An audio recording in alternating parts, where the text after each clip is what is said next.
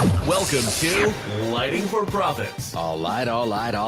Powered by Emery Allen. Get rid of your excuses. Your number one source for all things landscape lighting. That's where the magic can happen. You can really scale a business. We really had to show up for each other. From lighting design, install, sales, and marketing. You're a scaredy cat salesman, Kurt. We discuss everything you need to know to start and grow a successful landscape lighting business. What do you think a hippo has to do with your business, Ryan? Usually it's some weird childhood thing. Some bully kicks your butt. I think the key factor here is trust. Here is your host, Ryan Lee. All light. Welcome to the number one show. I guess I should just say the number one landscape lighting show in Fredericksburg, Virginia. It's Lighting for Profits. Check out that new t-shirt, Lighting for Profits, powered by Emery Allen. Trying to flex. When you don't have muscle, it's hard to flex. But yeah, powered by Emery Allen. Check out these new t-shirts. In fact, later today, I think we're going to give it away. They're limited edition shirts. We're going to give one away if you answer one question correctly about the show or about something. I don't know. I've got to figure something out. But guys, I'm excited to be with you today. We've got an amazing show lined up. We got Jonathan Maynard, Red Door Lighting Company. He actually owns several companies, and just an awesome dude. I did a video earlier today on my social on Facebook, and it was like I was trying to think, okay, how do I tell people who Jonathan Maynard is? And he's kind of like Superman, because he kind of just looks like this regular guy that you would just like walk down past the street, but he's not a regular guy. He's kind of a business stud. So lots to talk about. And I'm excited to have him on to kind of peel back and see what's in that Superman brain of his. And so it's going to be awesome. By the way, if you haven't noticed, I've been asking for more 5-star reviews. I'm in a competition with my good friend Chris Applestadt to see who can get to 100 reviews first. Now, I don't go for Google reviews. He is trying to get 100 Google reviews for Light Up Columbus. So if you want to help him out, then go give him a 5-star review. If you want to help me out, then go to Apple. And if you don't have Apple, I'll take it on Spotify too. But Apple's kind of good because you can write something nice and stuff too. So if you've gotten value out of the show, give me that 5-star review and help me win, or help us both win and give us both a review. So we'd definitely appreciate that. And, just a reminder, it's not too late to join Landscape Lighting Secrets. And the reason why you might want to do it now is because next month is our Secret Summit event. Now we're coming really close to some deadlines for hotels and different stuff for discounts and whatnot, but it's not too late. So if you're thinking, maybe I should join that program. Yes, now is the time, because we got our event coming up here in Park City next month. You just go to landscapelightingsecrets.com, click start here, and schedule an appointment with me from there. So that's pretty much it for there. And of course, I want to thank Emery Allen.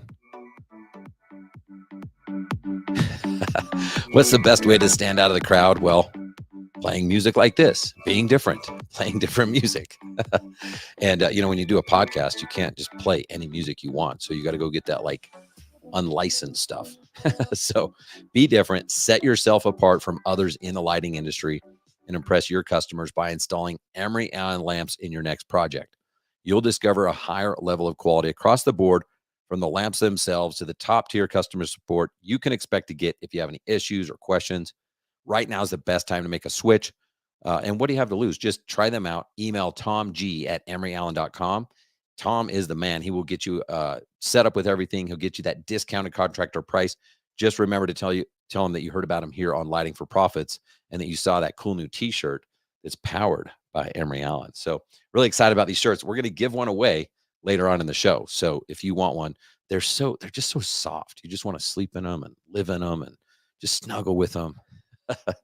But check out Emery Allen. Just email tomg@emeryallen.com and get your account set up. They got that crisp, clean, single source LED. All right, so guys, in just a minute, again, we got Jonathan Maynard coming on, and this is going to be a great show if you're looking to level up your business, which right now I'm telling you, a lot of people are struggling. And in fact, that's one of the things I want to talk about before we have Jonathan come on. I want to go over two things. I might only have time for one, because I tend to take a long time to tell things sometimes. But if I have time, we'll go over two. But for sure, one.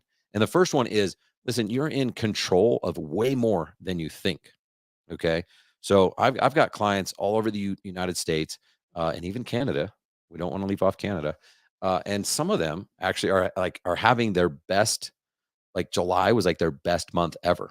And like saying ever, even better than like the COVID easy downhill coasting days a couple of years ago, right? And why is that? Right? Because then I have other clients that are like having their worst month ever. And they're like, oh my gosh, you know how it is. Kids going back to school and vacations. And then I don't know if you watch the news, but like the stock market sucks. Like they're they're having some challenges. And then I've got even more friends and people that are they're not even in my program, just friends in the industry that they're facing some major challenges, major difficulties right now. And tons of challenges. So people are having less leads than normal. People are telling me that they're not closing as many deals as they used to. People are telling me they can't charge the prices that they used to. People are telling me that there's wars going on, hurricanes, the stock market crashing, right? And you know what I say? So what? Right? And that sounds like it sounds like whatever it sounds like to you. Your reality is your reality. But even when I hear that, it's myself saying like, oh, that sounds like, I don't know, egotistical, whatever. But here's the thing: turn off the news and get to work, because it's not like the world hasn't gone through hard times before. Like we still live in a pretty epic world. Okay. And it's true that you don't get to control a lot of things. Okay. But you do get to control the way that you think, right? Your attitude is the one thing that when you wake up every day, you get to control. How you react to the conditions around you are 100% in your control. You may not be able to control the condition around you. Sometimes you can. You're in a bad environment, leave, right? But sometimes you can't. Like you've been dealt these cards. Now it's your attitude. It's your time to play them. Okay. And I'm hoping I can do this on here. I'm really optimistic person. I'm always trying to be a light to the world and trying to keep everyone's spirits up. But if I can, just for a minute, be vulnerable and share with you something that's kind of happening right now in real time in my life. There's a handful of people, quite a few actually, that they're members of Landscape Lighting Secrets, and I just assumed because they're active in the group and I see them and I know them. Like I just assumed they were going to be at Secret Summit. That's our members only event coming up next month here in Utah, and turns out they're not coming. And I was like, what? Like, man, if you knew like how that made me feel inside, and it still does. I'm still processing this. But I spoke to a few of them on the phone and I heard similar things. Okay. Bad timing. I've got a vacation planned right before, right after it, or, I got some XYZ going on. Some people just had to let some people go. And now they're worried that they're going to have to like do this work and they have a hard time leaving their business for a couple of days. Other people were actually the opposite. Like, and some were like, I just can't afford it. I'm like, what? You can't be in my program and not afford to do things. Right. And so, and other people were like, well, I'm so busy. I don't even know how I'm going to do this. Like it's not necessarily a bad excuse, right? Not all of them were like, bad excuses. But the truth is this, and this is why it hurts, is like you are 100% control of your future. Like you don't always get to control and decide the consequences, but you certainly have more control of your situation than you think. Okay. And so like this, if they really wanted to be here, like they would be here. And that's why it hurts. That's why I'm like, oh my gosh, like those are just excuses. Like they just don't want to be here. Right. And so either they don't want to be here or they don't understand the value that they're going to be missing. But either way, it's a problem. All right. Because I know if they show up here, how we're going to transform their life, how we're going to give them that extra spark in their business, in their personal relationships, with their family, like how we're going to really be able to invest into them and pour into them. Like I know what they're going to get. And the reason I'm sharing this with you and I want to be vulnerable with you is because like where in your business can you learn from this so that you don't go through what I'm going through right now? Like where have you not communicated enough value to your clients? Because the next time that you want to do something but can't do it, or maybe it's something you've already done or tried. So let's say, well, I want to get to 1 million in sales this year. Okay. Or I want to hire some help, or I want to hire another installer, or I want to hire an office manager or purchase a truck. I want to spend 15 grand a month on advertising. And you're like, I can't do it. I've tried it. I'm not going to be able to make it. Whatever the excuse is, ask yourself this question.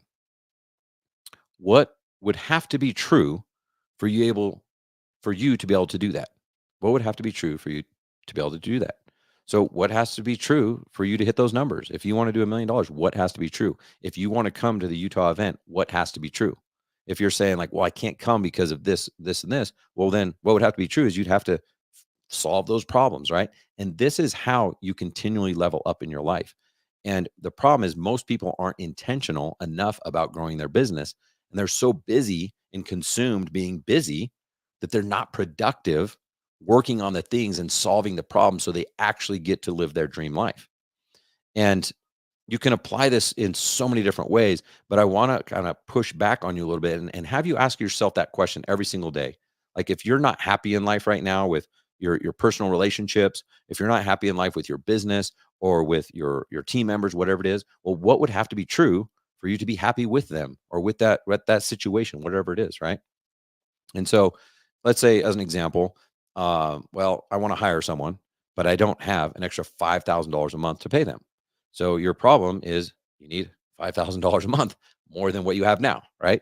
So there's actually several different ways to do it, and some are easy, and I would start with the easy ways. So let's say you're doing like 10 jobs per month.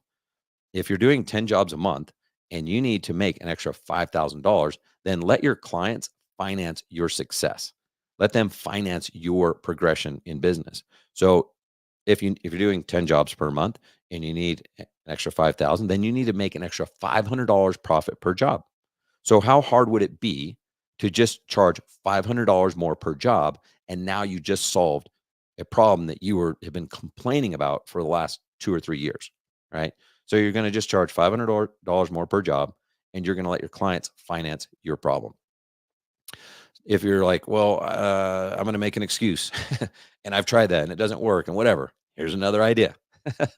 So if you make an average of, again, plug in your own numbers here, guys. If you make an average 2K per job profit per job, and you need $5,000, then you need to figure out and focus on getting 2.5 more jobs per month, right? That's your $5,000. So even better is combine them both. Raise your price by $500 and get 2.5 jobs per month, and you turbo boost your profits. So again, like you get to pick the solution, but you have to focus on the solution. If you just keep complaining and keep turning on the news and listening to excuses as to why July and August is slow and why this and that, like you're not going to get out of the rut. You're going to be in the same position a year from now than you are today, or maybe even worse. This is why most businesses fail, right? So you've got to reverse engineer your life. You got to reverse engineer your business and figure out, and it's usually comes down to math, like what has to be true in order for you to succeed. Okay. So if you need 2.5 more jobs per month, what are you going? That is the problem. Okay. That is the problem. It's not that you can't afford it. The problem is you just need 2.5 more jobs because that solves the problem. So how do you get 2.5 more jobs? Right. And, don't tell me you've tried this and it doesn't work, because it doesn't work the way you've tried it. Okay. You see how it's like a different way of saying the same thing. So say something different, try another way, iterate, try another angle. Okay. It works. I went through this in 2008 when the huge economy crashed and everything else. It was right after I started my business. Guess what? The news was telling me I wasn't going to succeed. It was doom. It was despair. Friends and family. Oh my gosh, what are you going to do? What are you going to do? Right. So you can choose to listen to the naysayers and let negativity in your life, or you can choose to be positive and figure out a way, because there's always a way. There's always a way. So if you have tried these things and it didn't work, well, you didn't practice enough. You haven't put in enough reps. Okay. You just don't have enough experience. Even if you've been doing it 10 years, you don't have enough experience because you haven't tried it enough times. You haven't practiced enough times. You haven't figured out what doesn't work yet to figure out what does work. So ask yourself, what are you going to do right now? What are you going to do today to take action? You're going to either make excuses or you're going to make it happen. So here's my 5 or 6 things that you can do right now. And there's a lot more. I just wrote these things down 15 minutes before the show. So spend some time and get creative here. But what if you were to call every single one of your clients, like literally call them on the phone, right?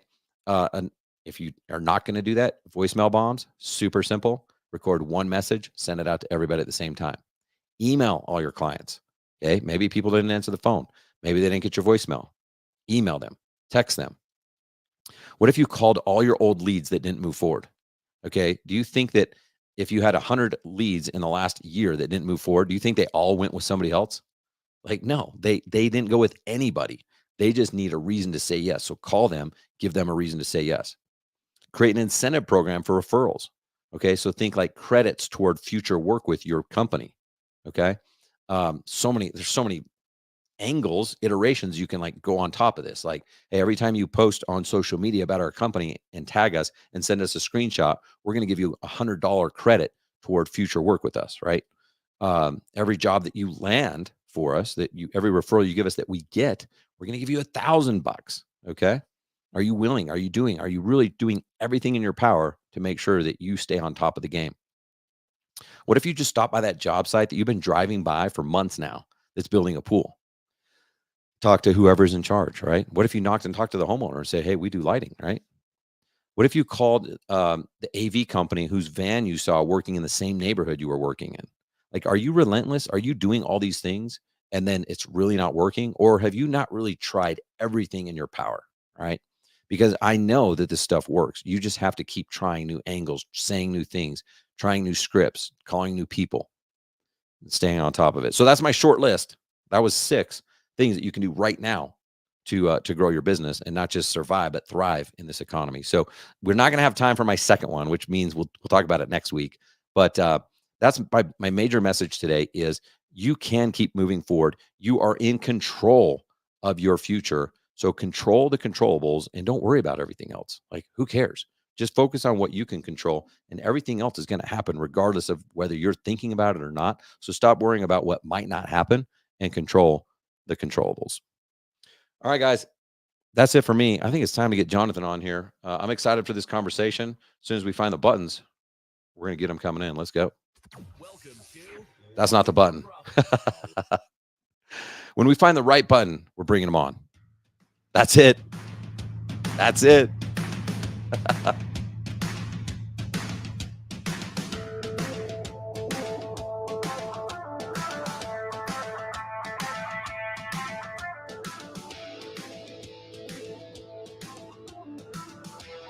There he is, Mr. Jonathan Maynard. Welcome to the show, buddy.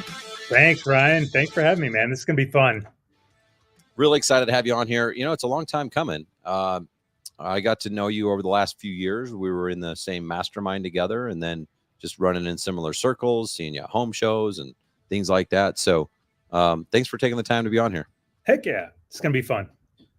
So I guess as we get started, if you want to just introduce yourself, you know, I don't think you were born an entrepreneur. And so maybe tell us a little bit about how you got started as an entrepreneur. Yeah, absolutely. I had a regular 9-to-5 for years until I was in my early 40s. And I always knew that I wanted to have a business, and I've started and sold a couple of those. Currently, I own Red Door Pro Wash and Red Door Lighting Company. 2 separate companies do a couple different functions. And those are kind of my pride and joy, my platform companies. I've got investments in some other places, but these are the ones that I started from the ground up and, you know, poured my heart and soul into it. I was working 9-to-5 when I was starting the companies, had some golden handcuffs, finally had to shed those, which was a process in of itself. Had started growing the company, and then I started running into issues like everybody else does. Like, what do I do for marketing? How do I do this? You know, the normal, just how I do business operations, and really sought out mentors, folks like yourself. Like, I remember coming to you guys like, hey, we do Christmas lights, but I'd love to do landscape lighting. And I've got a, guy that's running the thing, help. And so it was like, yes, here's the program, here's Landscape Lighting Secrets, and let's get your guy in there and see how we can level up. So in that iteration, it's always been finding those coaches, mentors, people that can guide me along the way. And also working on myself. We were talking just before the show. That's probably been my biggest breakthrough is, over the past few years, kind of figuring that portion out and the mindset portion.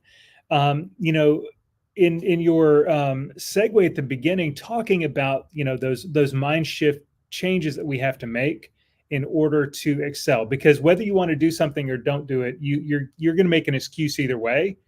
And if you want to go someplace, you're going to make an excuse to go. If you don't want to be there, you're going to make an excuse not to go. So it's really what's your mindset look like, and how do you shift those things? And that's kind of been my journey from 2016 when I started Red Door up until today.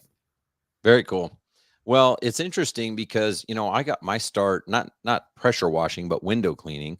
And then I never really realized, I thought I was so special, but it's like, there's this natural progression, I think, because of like barriers to entry and stuff like that. But it's fairly easy for someone to start a cleaning business, and I don't know that it's easy. It's easy to start. I don't know that it's easy to scale and grow, but a lot of people get into that.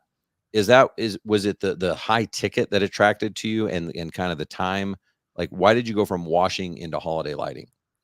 Well, for me, the transition was trying to find something that I could keep my guys busy during the wintertime. We're in Fredericksburg, Virginia, so we get a bit of winter. So between November and March, we had nothing. And I had great employees, and I'm like, how can I keep these guys? And so that's how I ventured into the holiday lighting. And eventually it grew so big that I was like, okay, it's got to be two separate companies. We still cross, with the employees. So we bring on our guys. We also bring on guys from the outside, but we also have full-time lighting, tech that does the landscape lighting during the year. And now we're getting into the, permanent install lighting and whatnot. So that was kind of the progression on the lighting side.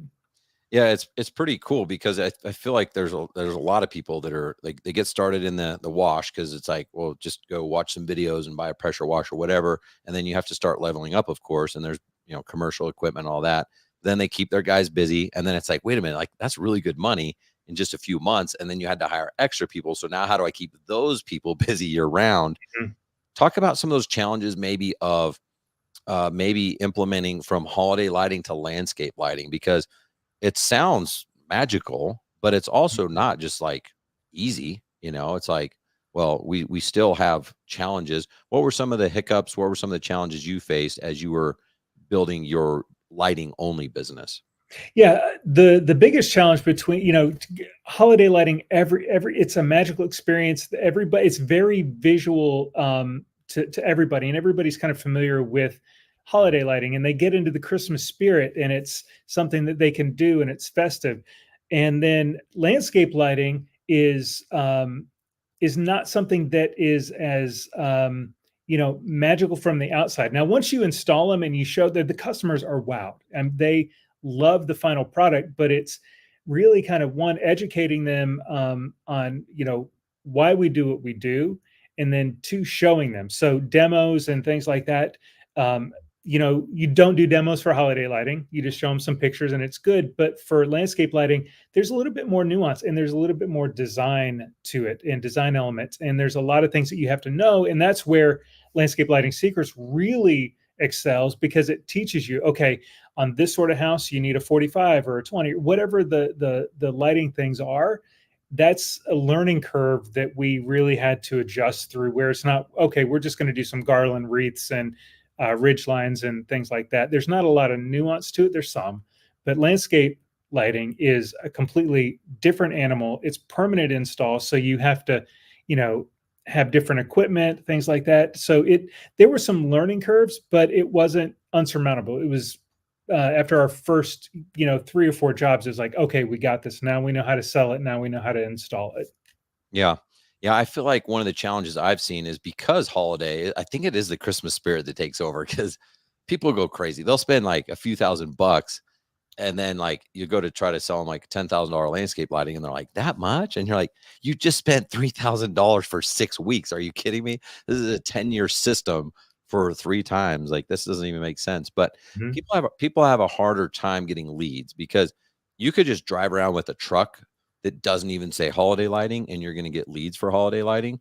That's not going to happen with landscape lighting. It is a little bit different beast to keep those leads flowing in, right? So Is there anything that you guys did? Was it just targeting your client base? What were some of the tips you did to get started? The biggest thing for us was cross marketing. So we've got our wash company, which we probably wash 1,500, 2,000 homes a year, somewhere in there, if my numbers are correct. And so we've been doing this for 9 years. So building up that database of customers that know, like, and trust us, that's the big thing. So our real core focus is creating legendary experiences, legendary service experiences for our clients. So we're doing that for wash. It's almost a natural progression. Whenever we offered holiday lighting, they were like, well, you knock it out of the park for us here. Yeah, let's go ahead and do holiday lighting. And then the same thing for landscape lighting. Now, it hasn't been an easy road. We're still in the process. And I think this is our second year of doing landscape lighting and permanent install lighting. So it's still that progression of, okay, how are we getting the leads? How are we nurturing these? Because it's the sales cycle. So Christmas light sales cycle is super short. We only have a narrow window, and they're going to make a decision or not make a decision. Landscape lighting is one of those things that, like, you may show up to a house and, yeah, they're going to sign the contract right then. Other people, you need to nurture through that. So you're going to have to warm them up and get them to get you to come out and do a demo. And then after that, it could be a while before you close a deal if you don't do the things that you're supposed to do in the sales process. So the sales cycle is a little bit longer. That was another obstacle that we found. Yeah. Well said. I think that's one of the reasons why you got to create, just marketing in general. It's like, you got to create scarcity and urgency. And what's kind of cool about holiday lighting, even though I hope no one from holiday lighting, like the industry leaders, are listening, but I hate it because you have to get it done in 6 weeks. There's just like that pressure, right? Anyway, I got that out. But everything else is awesome about it. But it has the scarcity and urgency built in. Like, God created it. Like, there's an actual holiday where it will end. And then there's literally only so many homes you can get done, because no one wants to start putting it up in January. So, like, it has built in. So with landscape lighting, what is it? That's what, if you find out, ask really good questions. Like, okay, sometimes it's a party. It's like an 8-year-old's party. You're like, what? They're going to be in bed before the lights go on, but I'm not going to ask questions about that. Let's just go with that, right? But you got to find ways, and maybe it's a creative offer, or like, hey, we're doing this one time only. It ends this Friday. If you can build your own scarcity and urgency, that will definitely help. But those people that don't move forward, follow back up, and most people suck at following up. So if you can get a really good system, and now we've got automations and softwares that help with stuff, but if you can keep them in your pipeline and nurture them, it might take 11 months. It might take 2 years. You're going to land that client. And instead of looking at it as an expense 2 years ago, now it's an investment that paid off 2 years later. Yeah, you've already paid for that lead. Why would you not nurture that lead? Why would you not put them in your newsletter or something like that? Like, that's what we do. We've got a monthly newsletter that goes out. They're automatically in that. They get our sales stuff, and in our newsletter and all that. It's not salesy. It's, hey, here's what's happening in Fredericksburg. And we don't get in there like, buy from us. It's education. And at the bottom, they know how to get in contact with us, but it's that top of mind that you always keep them there. So when they're ready, there's nobody else that they call. You've nurtured that lead. You've already paid for it. Just send them emails. That's nearly free. It's a no-brainer. You just reminded me of this story, because you're so spot on. And unfortunately, I would say like literally 90%, maybe even higher, of people, they just pay for that lead, and like they get it or they don't, and then it's done. And I'm like, dude, you just generated, again, you mentioned it earlier, a lot of people don't know what landscape lighting is. They don't know the value. You just spent time and money generating interest, building value that someone like me is going to end up scooping in and landing that client with a Google ad, a yard sign, a something, the email list. And so it's like, thank you for your service.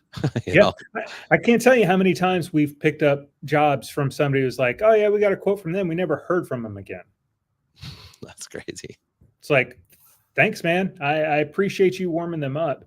And the other thing that we really learned was figuring out the why behind why they want landscape lighting. Now, for some people, it's a safety issue. For other people, it's an aesthetic issue. But if you don't know your customer and you don't take the time to ask the questions, then you're not even going to be able to sell to them. And that's the sad part is that and I was guilty of this, is if I couldn't just go take the order and whatnot, then I would be like, well, they don't want it. Instead of going, well, hang on, sales starts at your first no. When they give that first objection, now your job begins. It's like, okay, well, let's uncover that. Because if you believe in the product that you're selling and you believe it is a good fit for them, if you're not doing everything you can to basically take the objections and overcome them, then you're really missing out on a treasure trove of business that you could have if you just don't know how to sell. I love that so much. What are some of the things you say? Because I'm agreeing 100%. Like, you get to that thing and they're like, well, we got to think about it. That's it. I love hearing that one, because if they say we think we got to think about it, what's cool about that is they're together, which a lot of people get that wrong. And they're trying to sell a $50,000 landscape lighting job to one spouse. Like, okay, good luck. Yeah. But when they're together, are there some things that you do or say if they say we got to think about it, or it's just a lot more than we thought it would be, or kind of the traditional objections? Yeah. So 9 times out of 10, and I'm up front with them. I tell them if they go, oh, we have to think about it, or, let's do this. I said, look, I've been doing this long enough. It's probably a pricing issue. And if it's a pricing issue, that tells me that I haven't fully explained and provided you enough value that this is an absolute no-brainer for you. When we talked earlier, you said you wanted this. I basically just mirror back to them the reasons why they called me in the first place. And then I paint a picture for them. Just imagine this is what it's going to look like. And when you paint the picture, when you answer their initial whys back to them again, then they start to break down, especially if you're not high pressure. Like I'm a very low pressure kind of person. I'm not going to make them feel icky when I leave. It's going to be a very collaborative, hey, we're just trying to get to the bottom of this and then make the sale. But if you don't confront those objections, and a lot of it is mindset going into it, and it's and I'm not going to get too woo-woo, but it's like, really, what's going on internally? Because what's going on internally is coming out, whether you like it or not. Because communication is 5% of it is the verbal, what's going on. A lot of it is the body language, the physiology. That's a full picture of communication. And if you are worried about, they're not going to buy, you're really projecting this onto them, and they're subconsciously are going, nope, this isn't, I don't want to do this, because you have either one, what I used to call commission breath, like you're just like, I just need to make this sale, I'm going to die. And so they're just like, oh gosh, it's too aggressive. Or you're just flippant and nonchalant about it. Hey, take it or leave it. And they're just like, well, that guy's not committed. Doesn't even see me cares. Yeah. Yeah. Or it could be, hey, I genuinely want to help you. I'm here to help. You have a problem, whatever that problem is, whether it's completely dark at your house, or you want to invoke a certain feeling when you get home. That's your why. And you have to go back and I want to help you solve that. And you look at it from the perspective of, if I can't help you solve it, I want to find somebody who can help you solve this problem. Love it. And you come at it collaboratively, people open up. They don't feel like they're going to get taken advantage of. And I tell people this all the time. I'm like, go get a couple more quotes. Please do. If that's what you want to do. If it's a pricing, if you think that I'm taking advantage, and I don't say those words, you never want to project those kind of words, but you really frame it in that way, that it's, hey, we're here to make sure that you are absolutely satisfied, and here's what we can provide that nobody else can. And with that, they go, oh, okay, it makes sense. And then they're going to buy from you as long as they know, like, and trust you. Yeah. If you are a decent human being, a business that can be trusted, that's how you make sales. Love it.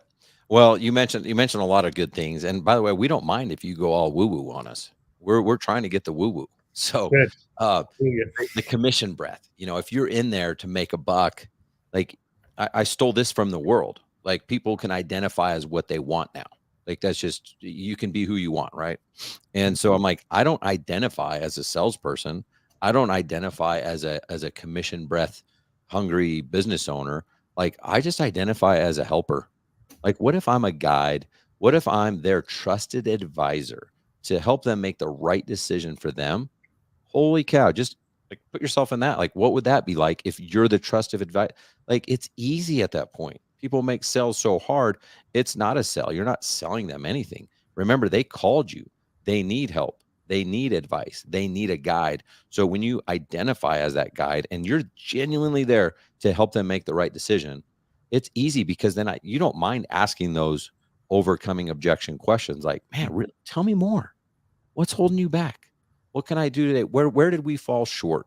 What can I do to help you make the right decision today? You're genuinely helping them because the only reason they didn't say yes is because there's confusion. Like you just haven't overcome all their objections, which means you have a hole in your sales process, or they weren't paying attention, which is normal. People are checking their phones, their stuff. So like, we just got to get to the bottom of it, like you said. And when you genuinely care about people, they sense that. If you're like, dude, come on, I gotta feed a family, this and that, like that's desperation. And people do not like that.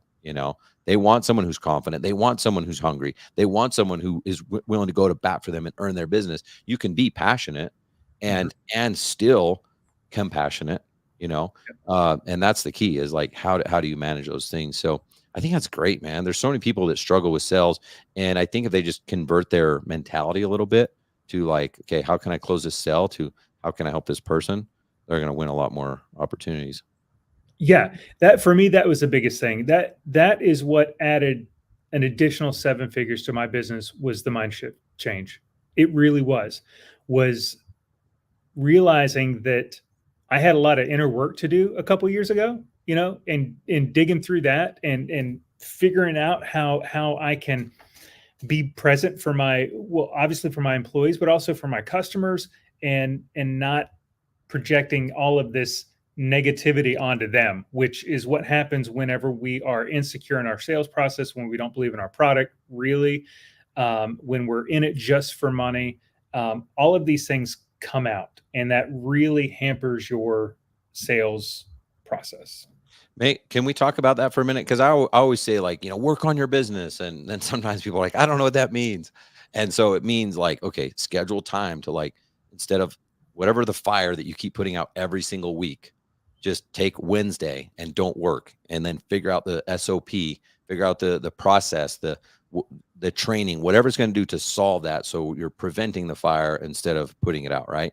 But you've got a different philosophy on that. And not that that's not your philosophy, but this internal work, and like, instead of working on your business, like work on yourself. Can you share some of the things that you've learned or that you're doing to do that? Yeah, absolutely. So the real crux of the issue is I got to a point to where I was stuck, and I was confused internally. I was like, what am I even doing here? What is, do I need to continue on with this business? What's my direction? Why aren't these things working? And I started to really look at kind of the way that I thought about things. And honestly, I was a really negative person, and I didn't realize it. Like if you were to ask me, oh, a negative person, you talk to other people and they go, yeah, no, he's not negative. But if somebody cut me off in traffic, that sent me into a spiral for 30 minutes or an hour. Or if something bad happened, I was always reactive, and I was angry. And then I hope my wife's not listening to this, because she's going to be like, that's Ryan. You think he's positive. He's a negative person. But yeah, but that was the big thing for me. And I had all this internalized stuff. And so I began working with a coach that was somebody that really unlocked some things for me and has taught me how to help other people unlock those things within them. Because until you've been through the process, you really can't teach it. It's kind of like this. If I read a book on landscape lighting and then I tried to teach somebody how to do it, I would fail miserably because I didn't do the work myself. I didn't, go in there and actually physically, do the work. And you'll get to a point. The 21 irrefutable laws of leadership. The first law is law of the lid. That's you. That's your capacity. So you're going to be able to take your business to a certain point. For some people, that's $200,000 a year. For some people, that's $200 million a year. Everybody has a certain limit. You can't compare yourself to anybody else. It's just your limit. That's your lid. And then you get to a point that you get stuck. And I got stuck. I think in like my power washing business, I was stuck at like 750 grand for a little while. I was making incremental change, but there was nothing that was like humongous. And that's when I recognized, I was like, okay, I've got to do something different, because if you just keep doing the same thing and expect a different result, it's insanity, right? Everybody knows that. But when you come up against this, you start, you're searching, you're a seeker, you're looking, you're listening to every podcast. And then I always heard this, and I'm sure you've heard it around too, and our listeners have heard it. Oh, it's just self-limiting beliefs. And I'm like, yes, I do have self-limiting beliefs, but then nobody could tell me how to not have those. My coach helped me not have those anymore. I found somebody that was like, here's how you unlock that key. And I was like, this is worth it's now literally worth millions to me, to have somebody go, this is the process that you do to unlock those self-limiting beliefs, the self-doubt, the fear, the childhood trauma, just all the stuff that we have that really impedes us, that keeps us from being the person that we need to be. And once you unlock that, then everything else falls into place. Marketing seems to work. When you go on a sales call, people are just like, "Oh yeah, not a problem. I'll give you all my money. Right. Just solve this problem for me," because you're exuding that confidence, a radiance that they can't quite understand, but they're like, "I like that guy. I trust that guy. I don't know why." Well, it's because you got all your demons out, man. You've let go of the stuff that has held you back in the past. Mojo, baby. And it's all mindset. That's so cool, man. We should have talked before, because if you had like a buy now link that's like, yes, I want to be unlocked, like that would be a cool button on a sales page. So yeah, no kidding. We'll do this again and we'll sell this thing that you've got. I don't even know if you have it, but this is awesome. Good stuff. Yeah, but I know that's been my passion. Like the two companies now, I probably spend 10 hours a week. I've got an amazing team that just they're running at just 100% efficiency now. They are just locked in, loaded systems, processes in place. And honestly, it was my work, my internal work, that then helped get that over the hurdle.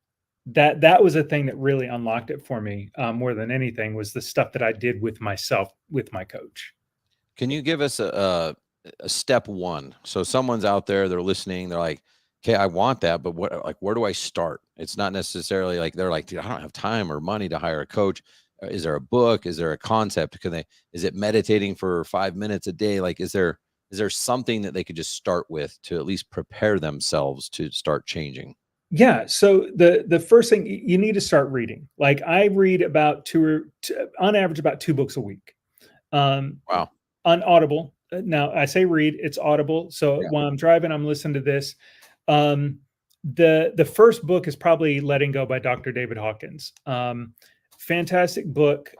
That's going to be that. I say that's the first book. Let me back that up. That book is a little intense, but there is one called Buddha and the Badass by Vishen Lakhiani. That one is great. And then The Code of the Extraordinary Mind, also Vishen Lakhiani. Those 2 books were very pivotal for me, because basically it opened a world that I was very close to. From the age of 16 through my adult, hood, I was, involved in the Protestant church and really started, getting some mindsets around that. And so I didn't fully investigate other things, because I was always afraid. It was fear. It was fear in me, because I didn't, a book that had even Buddha in the title, I would have, years ago not been like, no, I don't want that. I want that crazy stuff in my head. And there's nothing really about Buddha in the book. It's really about just having inner peace and using that inner peace to change yourself into a badass. And that's really the book. so if you don't have money, that's fine. If people want to find me on social media, just ask me. I've got a list of 10 books that changed my life. And really that's where you start. I'm not saying you need to hire a mindset or a performance coach right now, but you're going to find that when the student is ready, the teacher appears. That's an old saying, right? Yep. Until you've had enough and you get angry, and anger, people go, anger is bad. No, anger there's not good or bad. Anger can be good, because what anger does is it spurs you to change. Until you have the Popeye syndrome and, I stand all I can stand and I can't stand anymore, something's got to change. You have that cataclysmic event in your life that then spurs change. There's nothing I can say, nothing you can say, Ryan, nothing that Tony Robbins, Joe Dispenza, anybody can say that's going to make this person go, you know what? I am a jerk. I am messed up on the inside. I really need to change this. No, they're not going to do it. It comes inside when you finally have a realization that I don't know the answers and I need to find somebody who can help just guide me. Love it. It's it's so good, because I look at my life and that's usually, I do get angry. I get pissed. I'm like, why can I not figure this out? Like, why can that person figure it out and I can't figure this out? I know we're not supposed to compare ourselves to people, but I do. And I'm like, and then I'm just like, oh my gosh, what is it going to take? And I'm like, I've proven to myself that I'm not competent. I cannot solve this thing. And then I'm willing, I will hire someone, I will pay them whatever, I will read the books, I will do the things. You have to get to that point where you're fed up, like rock bottom almost. Yep. Because otherwise, like you said, like you could tell them exactly what they're going to do. This just doesn't hurt enough for them to actually take the action and do the thing. Yeah. Do you know what the most expensive experience is? Experiencing something yourself. If you have a coach, basically, if I said, Ryan, I have something that's going to add $1 million in personal income to your life within the next 5 years, and I've got this thing, and it takes my time, so it's going to cost you, say, $15,000 a year. It would be a no-brainer.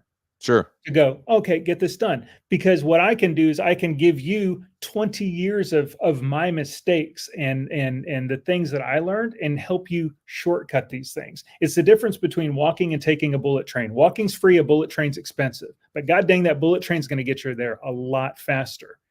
And when you talked earlier about investments, kind of like your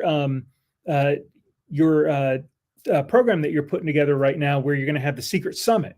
And of course, there's a cost to it. When people look at it, they look at it as a cost, not an investment, because they don't understand the value of the knowledge that they're going to get. And they look at it like, I can't afford that. Well, that's one way to look at it. Or you could go, I can't afford not to go, because there's going to be one thing. Somebody's going to say one thing that's going to change my life. There's going to be one nugget that I pull from this that is going to dramatically change my life. And say if it costs me $5,000 to be at that summit with travel and cost of everything and missed work or whatever it is, then if it costs, $5,000, it's a $5,000 investment, and you're going to give me $100,000 in value, because I'm going to be able to take something, learn it. You've given me a shortcut that I can then apply to my life. No, I hear you. What I'm going to do, just so you know, is, because I do like to blame others at first. It's just easier to be like, what's the matter with you? But I'm looking at it and like, hey, what can we do internally to make sure that we're doing a better value proposition? What can we do to show people that, like, you'd be dumb to not come to this, So I take it upon myself as like, okay, where did we fail? Where did we have a gap of, like, what can we do to create more value and show more value? Even though I do start with blaming others, it's always more fun. No, yeah. And that is a normal course of action. And that's why earlier you were talking about the economy and stuff like that. This will blow a lot of people's minds. Do you know, during the Great Depression, it was easy to get a job. Everybody thought it's, unemployment is rampant and whatever. if you look at historical records and accounts of the Great Depression, anybody that wanted a job could find one. However, there was this mass hysteria of it's the Great Depression, nobody has work, and they bought into it. I choose not to participate in this economy, in this economic downturn. I refuse to participate in it because, yeah, is there something going on with the stock market? I guess so. Somebody texted me earlier that like, don't look at the stock market. And I was like, good, I'd never do. So who cares? I know. The only reason I knew is because of social media. I don't watch the news either. I'm like, no, I'm not watching it. But now the news is social media. I'm like, come on, you guys. The news is social media. They don't call it programming for a reason, you know. Yeah. Let's talk about it, guys. They were obvious before. Now they're like, well, we shouldn't tell them. Yeah. And that's really what it is. And if you buy into that lie, then I mean that's already going to set you back. If you have so much fear that what's going to happen, like a lot of people, oh, it's an election year. And I agree, it's an election year. It is what it is. But you have to have the mindset that I'm going to continue on business as usual. We're going to keep selling. I'm not going to have that fear, because as soon as you have that fear, you're going to project that fear. Yeah. The world's a mirror. Everything that happens on the inside is happening on the outside. So if you're scared of people coming and getting your stuff, people are going to come and get your stuff. If you're afraid of this, it's kind of like a kid. If you have a child that is in a parking lot and they're learning to ride the bike, right? And there's one light pole. Gosh dang, that kid's going to hit that light pole. Why? Because that's what they're focused on. So if you're focused on the negativity, if you're focused on the fear, if you're focused on why you cannot do this, you're right. Yeah. We talk about that concept when we're like riding mountain bikes, dirt bikes. I was riding mountain bikes with Max a couple weeks ago, but literally this was last year. We were flying we got him like an RC airplane, and there's a huge parking lot, but there is a light pole. And like we literally hit the light pole. I don't know how this was possible. It's this effect. Like, don't hit. I'm like, and I'm steering, I'm flying. I'm like, don't hit the light pole. Don't hit the light pole. I hit it dead center. Like I couldn't have done a better job. It was right dead. So it bounced back, and then somehow it flew out. We still talk about it to this day. We're like, do you remember when we hit the light pole? It's because we didn't want to hit the light pole. We were focusing on it. So true. Yeah. And people don't realize that. If they were to take a second and just think about that, what are you focusing on? Because what you focus on, you hit.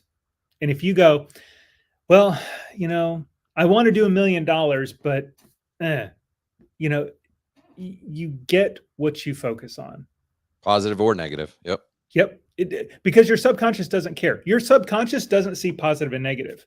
And here, if you want to get a little crazy, we'll get a little deep on this. Let's go. Even you talking negative about somebody else, your subconscious interprets you talking negative about yourself. So it internalizes that because it doesn't know the difference. What do you focus on? I got to give away a t-shirt real quick. Yeah, let's do that. Can we give away a t-shirt?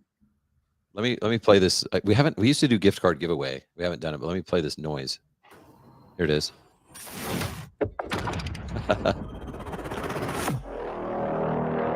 T-shirt giveaway. It used to be called gift card giveaway, but we're doing a t-shirt giveaway. Guys, I'm so excited about our new Lighting for Profits t-shirts powered by Emery Allen. I'm trying to flex. Come on. Yeah, we are going to give you guys this, and all you have to do is answer this question. I wrote down one question. Is there a question that you want to ask that you think listeners might know? It could be about anything, really. It was going to be about like who was the author of a certain book, but it could be lighting. It could be anything. Oh, that is tough. We can't make it too hard because sometimes it is, and I'm like, oh, who are we going to give this to? So, all right, I'll just ask it. So, who wrote the book? Who's the author of the book, The E-Myth? E-Myth. So whoever's the first person right now to post in the comments, and we're on a bunch of different platforms. So whichever one that I think is first, that comes through first on my end, you will win a free t-shirt. Whoever, if you can tell me who authored the book, The E-Myth, we will hook you up with one of our brand new, very limited edition, because we don't have many of them, Lighting for Profit shirts powered by Emery Allen. So put that in the comments and we will hook you up. And then we can keep moving. So that's our t-shirt giveaway. Awesome. You got the best t-shirts, man. They are super soft. I know. I'm like, when are people going to catch on? Because people are doing events. They always give out T-shirts, whatever. The businesses. I mean, I get T-shirts all the time, and I'm like, dude, ain't nobody want to wear this 100% cotton. That was the 90s, bro. No, Like, I give don't the want that cotton hot up. T-shirt. Give the cotton up. Okay, dude, what's up? We got a winner, Mr. Nice. James Clore. James Clore. Yes, I sir. know James. James is actually same town as I am, Fredericksburg, Virginia. Oh, He's that's got, right. yeah, so they've got. I'll screw up the name. I know Elf Pros is the Christmas light company. I think it's Aspire Lighting. You would know. I would know, but don't. Since you put You me on the know, spot, sorry. listen, I'm just giving away T-shirts right now. Putting you on the spot there. I'm not naming people's companies. Yeah, no, but yeah, they're. Paul is the owner of Elf Pros. I've known Paul for a while now. Good dude. Ignite. And, you Is know, it Ignite? Ignite. That's what it is. It's Ignite. And let me talk about competition for a second. Competition is low vibrational. It is the bottom of the barrel. Collaboration is at the top. That's where you're going to get the most bang for your buck, is collaboration. And when you can look at people who are doing the same thing as you, not as the enemy. Hey, James, if you look at them as not the enemy, James isn't my enemy. You know, he's a competitor, but he's not my enemy. And we bid on the same jobs, we compete on the same stuff. But at the end of the day, you know, he's a person, I'm a person, he's got a family to feed, I got a family to feed, and I can't be negative about competitors. And a lot of people, that's a big mind block for them, is they look at their competitors as enemies. And when you do that, what do you do with enemies? You fight your enemies. And when you're fighting your enemies, you're wasting your energy. So, Well said.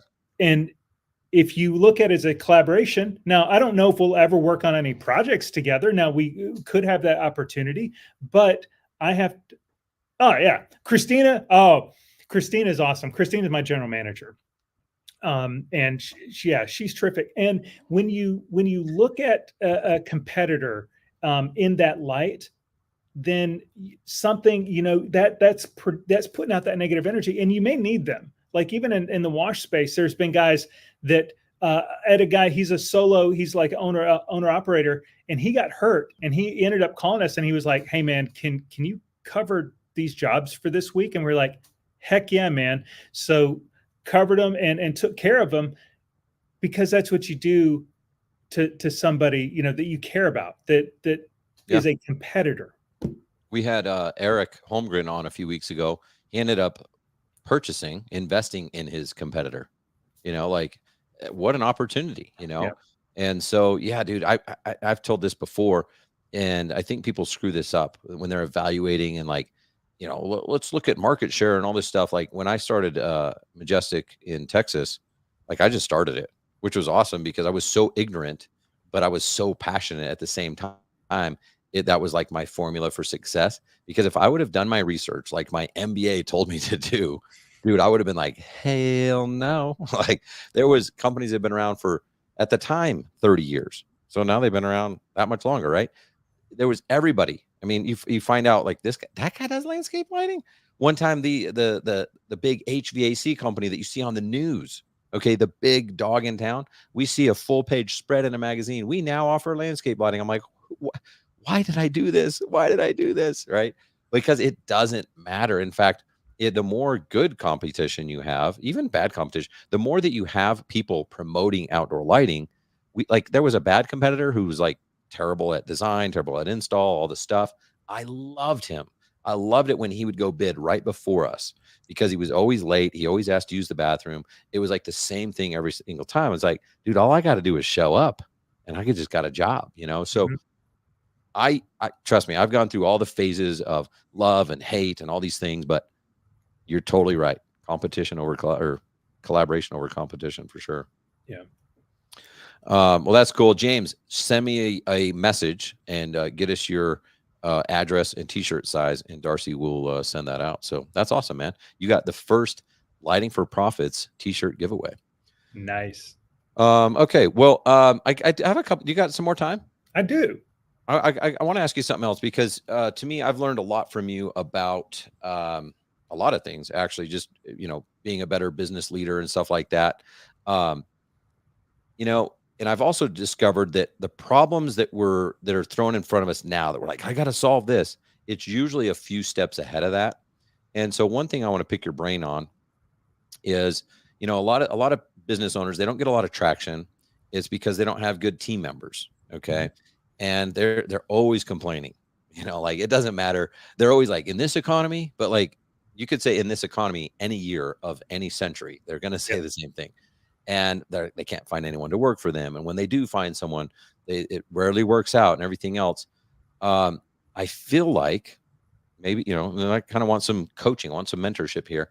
To me, that's actually a byproduct of bad leadership. And I feel like they're not like, and myself included, I'm going to say we entrepreneurs, we aren't born necessarily natural leaders. Like I sometimes I'm like, dude, why do I suck at that? Right. So what are some things that we can do to be better leaders that can then help us attract better talent, keep more talent, and just run a better organization because of our leadership? Yeah, there's a few things. One I would suggest is know your disc style, or any kind of thing that you can do that's going to tell you about your personality type. Because there's disc, there's Enneagram, there's a bunch that are out there. But what that does is it gives you kind of a peek behind the curtain on how you see yourself. And then as far as leadership goes, there's so many books out there that you need to start consuming, because most of the time when somebody starts a business, they're really a technician that really just goes out on their own and then wants to do this thing, or they may not be that case, but that is the way that it happens a lot of times. They're not people that had corporate leadership training. They don't have these things. So so free resources, LinkedIn Learning is available. That you can really start digging into that. And then obviously leadership podcasts. But I think the biggest thing that you could do is just love your employees where they're at and know that they are doing the best that they can with what they've got. And for me, that has been the biggest transformation that I've seen. And the biggest lesson that I learned is genuinely caring for your people, being that servant leader, and caring about their progress. The other stuff, comes naturally. Employees will do things that frustrate you to no end, but you really have to look at it from the perspective of they probably did not do that intentionally. And when you look at it from there and you start asking yourself, okay, what in our systems caused this issue? And when you start looking at it that way, instead of blaming and going, well, that employee, he's just useless, you go, okay, no, what could I have done differently to help prevent this? And there are times when an employee does something and you're just like, there was nothing I could have done. I do agree with that, but most of the time people say that there's quite a bit that could have been done. And that's why I like your first answer of like, well, understand your disc profile and understand your team members' disc profiles, because the challenge that I went through was I expected people to have what I call common sense. But the thing is, my common sense is completely different than everybody else's common sense, because I have a different life. I'm on a different track than other people. I'm on a different track than you. Like we've all learned different things at different times. And so what you assume is common sense, I promise, is not to somebody else. You're always chapter behind, a chapter ahead, whatever it is. And so when you understand your different profiles, you're like, oh wait, no, when I say like, what the hell are you doing? That just so you know, that's just like, what are you doing? I just say hell or whatever. Like, but they hear that as like, oh my gosh, I'm going to get fired. And that's because their disc profile is different. So you got to really take a step back, and you can't do this if you're so busy putting out fires. But I really like that, because then you can understand yourself. You can understand other people, what their behaviors are. And it's magical, because then you can know like, oh, here's the disconnect. I thought you knew this and you don't. So what we're going to do is we're going to build a procedure. We're going to put this in place. So every day when I ask you this question, these are the answers I need. And now the common sense will become common sense for everyone on the team. Yeah. Communication, I think that's the biggest thing. And it's knowing that when you're having a conversation with somebody, there's actually 8 conversations happening, because you're thinking about what to say next. You're interpreting. There's 4 conversations going on in your head, 4 conversations going on in the other person's head as you're receiving and then interpreting information and things like that. And if somebody has an internal thing that causes them to hear something completely different from what you said. Now, how many times have you said something to somebody and they hear it completely differently? And it's later that you find out, they go, well, I told you to, do this. And they go, well, I heard this.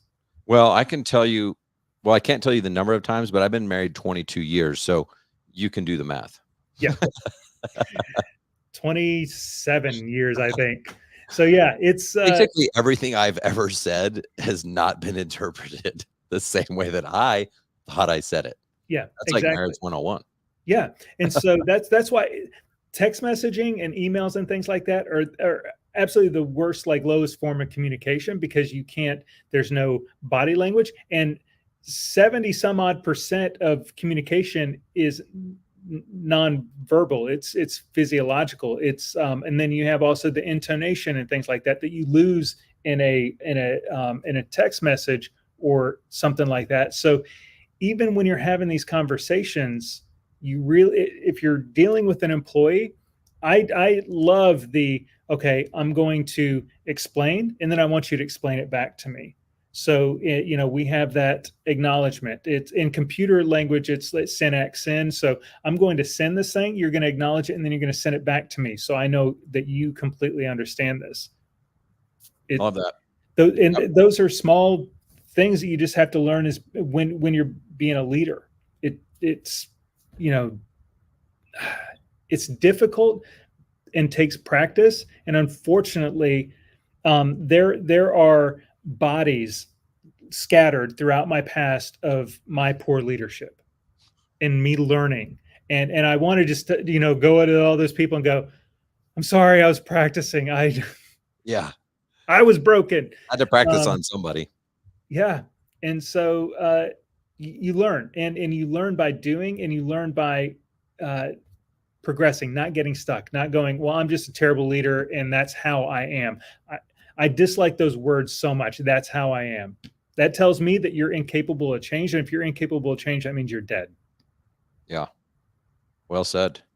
Yeah, man. I went through, I remember. So like when I discovered that, like I was like, why is it that like this keeps happening? Like we say, on the way back to the shop, call us and take care of this or whatever. And then, we just kind of stumbled upon it. They're like, no, you said this. And we're like, so every time we say this, you tell me what you think that we say. Every time we say this, you think we're saying that.